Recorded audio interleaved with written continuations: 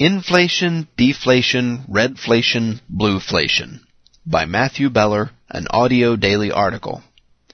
A debate has been raging for some time among those in the finance industry about whether the United States is currently experiencing inflation, deflation, stagflation, reflation, hyperinflation, or maybe even some other sort of flation that only Dr. Seuss could imagine. Unfortunately, much of this debate is unproductive because the participants use varying definitions of these terms, and even when they use the same ones, deciding on one simple label might not be sufficient to describe the deeper economic forces at work and what their effects are likely to be. Given the confusion, this article will add some color to the debate by offering usable definitions of the terms inflation and deflation, and then attempt to show what is occurring in today's economy. What is inflation? The most commonly used definition of inflation, a general increase in the prices of goods and services, is probably the least descriptive, and it is certainly the most misleading. By no coincidence, this is the definition used by politicians, major financial newspaper columnists, and CNBC pundits, and it is the one taught in public high schools and colleges. The reason that this definition is misleading is because, as described in a recent article, it detaches the cause of the phenomenon, an increase in the money supply, from its eventual effects, an increase in the prices of goods and services. Furthermore, the use of this definition also leads to such ridiculous terms as food inflation to describe price increases in a few specific agricultural commodities.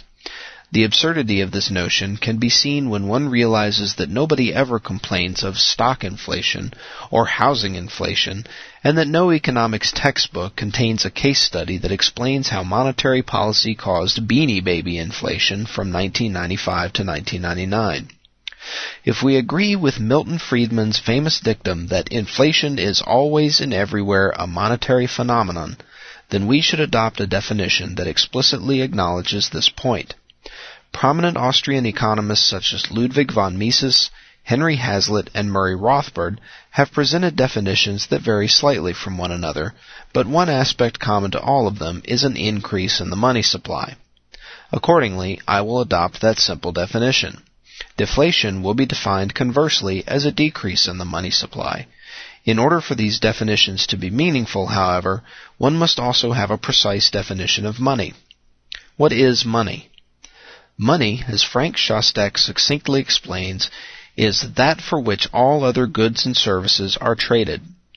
In practice, money is typically a homogeneous and durable good that is universally recognized as something of value and which people are willing to accept in exchange for goods and services.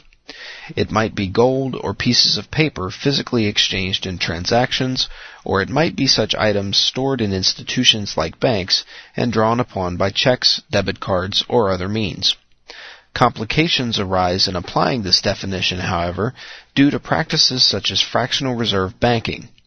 When a depositor places a sum of money in a checking account at a fractional reserve bank, the bank may loan out 90% of his deposit to another person, with the assumption that the depositor will not withdraw all of his funds. When the bank extends such a loan, the depositor has effectively loaned his money to the borrower, but without his knowledge. In fact, both the depositor and the lender will have legal title to the same sum of money at the same time. Insofar as the depositor believes he can withdraw his money from the bank at any time, he perceives that he still possesses 100% of his deposit. As a result, the money supply has effectively become 190% of what it was originally. But this is just the first step. As the new money is deposited in turn, it generates yet more new money, which can also be deposited, on and on through the banking system until the money supply grows to as much as 1,000% of what it was originally. While loans like the one above, which Ludwig von Mises referred to as circulation credit, have the effect of increasing the money supply, they lie in stark contrast to loans in which the lender temporarily gives up the right to his money, as happens when a depositor purchases a certificate of deposit from a bank. During the term of the CD, the depositor presumably understands that he cannot withdraw his money, and he adjusts his behavior and use of money based on that understanding. To underscore the point, a loan that involves a temporary transfer of money from one party to another does not increase the money supply. A loan in which the lender somehow retains full title and use of the lent funds does increase the money supply. Inflation or deflation. In order to determine whether inflation or deflation is occurring, it then becomes a simple matter of measuring the money supply. Conveniently, the Ludwig von Mises Institute recently began publishing true money supply, TMS, data. Unlike the various monetary aggregates published by the Federal Reserve, the TMS properly includes those accounts that are money and excludes forms of credit that resemble money but are not, e.g. money market mutual funds. While there are slight downward movements in the TMS from time to time, it has generally been increasing and has continued to do so through its most recent measurement in April 2008. Accordingly, using my definition, we are experiencing inflation. While that much is perfectly clear, one must be careful not to draw certain conclusions based on that observation. Bad inflation, not bad inflation. One reason that Austrian economists place so much emphasis on the phenomenon of inflation is that it often causes boom-bust cycles. It is a specific type of inflation, however, that causes unsustainable booms, which I term bad inflation. This is the type of inflation that occurs in fractional reserve banking, where money that is intended to be used for current consumption is loaned out to businesses, sending false signals about people's preferences for current versus future consumption, which makes it impossible for business to properly allocate resources. To the extent that market participants are not aware of the money creation or are not able to determine its rate or otherwise adjust for it, they will undertake business ventures and adopt consumption patterns that are unsustainable.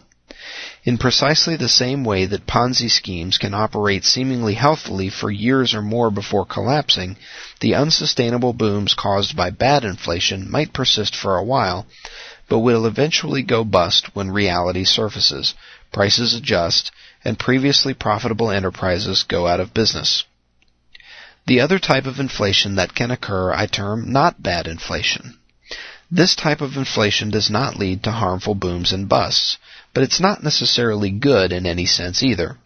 Rather, it is a natural occurrence in a truly free market. An example of this type of inflation would be found in a society where gold is used as money. In such a society, it would be expected that some amount of gold would be mined from the earth and added to the money supply each year. As long as the rate of this dilutive increase in the money supply was acceptable to the populace, if it were not, a different commodity would be selected to function as money. Entrepreneurs would adjust their calculations and business plans based on this dilution. If the growth in production of goods and services was faster than the growth in the money supply, the economy would experience gradually falling prices. Goods and services would go down in price vis-à-vis gold, and everyone would adjust his or her expectations to these falling prices and behave accordingly, exactly as people in modern society must adjust their behavior to rising prices. To provide further illustration of why bad inflation leads to errors in decision-making, consider the example of a valet parking service in an office building. Every morning when you arrive at work, you leave your car with the valet. In the evening, you retrieve your car and leave. Now assume that the valet has surreptitiously opened a side business where he loans your car to a taxi driver for a few hours during the day, much like a fractional reserve bank. As long as you never leave during the day, no problems will occur. However, if you make the assumption that you can retrieve your car at any time you want, and you attempt to do so one day based on that assumption, you will discover that your car is missing, and you will not be able to honor the lunch commitment you made earlier in the day. Now consider the above scenario with one small change.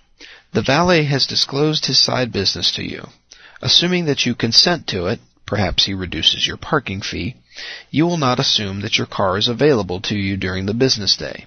You will therefore plan accordingly and avoid the errors that would be inevitable in the first scenario. Unsustainable booms. As noted above, the United States is undergoing inflation, and under the Federal Reserve System, FRS, inflation is primarily driven by the extension of circulation credit by private banks that are members of the FRS. As such, it is bad inflation. Those familiar with the Austrian theory of the business cycle might therefore hastily conclude that the United States will continue to experience an unsustainable boom and that prices of commodities will continue to rise, just as they have been for the past few months. However, drawing such a conclusion would be premature. Widespread business failures and cutbacks in consumption are threatening the solvency of the banks that are responsible for creating money. As these banks discontinue loans to capitalize their losses, the amount of money in circulation will tend to decrease. This pressure could eventually overwhelm whatever new money the FRS is creating elsewhere and lead to deflation. Those who insist that Federal Reserve policymakers have the ability to simply print up as much money as they want are completely right in one sense, but they perhaps fail to realize that the bulk of the money supply is in the form of circulation credit, which banks, rather than the Fed, produce. The Fed directly controls only the monetary base, which is basically comprised of physical currency and bank reserves. When the Fed purchases security through its open market operations, the monetary base increases by a corresponding amount. But it is ultimately the banks and their customers who determine the amount of circulation credit built on top of the monetary base. This is where the idea of the Fed pushing on a string takes its meaning. The Fed can let out slack to the banks by buying securities from them to increase their reserves, but it cannot force them to take up that slack by loaning those reserves to businesses. Those who insist that Federal Reserve policymakers have the ability to simply print up as much money as they want are completely right in one sense, but they perhaps fail to realize that the bulk of the money supply is in the form of circulation credit, which banks, rather than the Fed, produce. The Fed directly controls only the monetary base, which is basically comprised of physical currency and bank reserves. When the Fed purchases securities through its open market operations, the monetary base increases by a corresponding amount, but it is ultimately the banks and their customers who determine the amount of circulation credit built on top of the monetary base. This is where the idea of the Fed pushing on a string takes its meaning. The Fed can let out slack to the banks by buying securities from them to increase their reserves, but it cannot force them to take up that slack by loaning those reserves to businesses. The monetary base is roughly $850 billion, compared to the TMS, which is about $5.4 trillion. The Fed therefore directly controls only about 15% of the money supply. It should be noted that despite many people's claims that the Fed has been inflating tremendously in the last year, the monetary base remains relatively flat. Therefore, the Fed is not printing, but is instead relying on banks to expand the remainder of the money supply. And as long as they continue to experience losses, perhaps due to holdings of subprime securities or other impaired investments, their ability to extend new loans will be reduced, and there will be downward pressure on the money supply and potentially deflation. The Fed's response. Most people are led to believe that deflation is a bad thing, but it is not. In fact, it is precisely what the economy requires to eliminate the malinvestment created by the Fed's inflationary policies. Unfortunately, deflation tends to be politically unpalatable because it causes, among other things, a temporary increase in unemployment as capital resources are reallocated to more productive sectors. Accordingly, it can be expected that the Fed will do anything it can to avoid deflation, not to mention the fact that its chairman, Ben Bernanke, has gone on record discussing the importance of preventing deflation. He uses a definition of falling prices. Given the goal of avoiding deflation, using my definition, the Fed can go one of two routes. It can print large amounts of money and inject it into the economy by various means, but this runs the risk of leading to hyperinflation due to the multiplier effect. If reserve requirements for banks remain constant, any addition to the monetary base could result in an increase of up to 10 times that amount in the overall money supply. So if the Fed increases the monetary base too quickly, the very potential for further explosive growth in the money supply could lead to an utter loss of faith in the dollar and its abandonment by foreign central banks and other large holders of dollars. And for the government, to destroy a fiat currency system such as the dollar is to kill the goose that laid the golden egg. Despite any disagreements one may have with Ben Bernanke on economic theory, he is no fool. So far he has been supportive of mild forms of Keynesian deficit spending, but he has not yet resorted to printing. I find it doubtful that he will pursue any policy in earnest that he believes will cause hyperinflation. Instead of printing, the Fed's second option is to try to somehow convince the banks to extend more loans, businesses to borrow and expand, and consumers to continue to consume. This is quite a challenge indeed, given the general negative sentiment in the business world. The housing bust has led to the laying off of many workers and the realization by homeowners that they aren't as wealthy as they thought they were. Automakers and other retailers are struggling, and other problems continue to plague nearly all areas of the economy.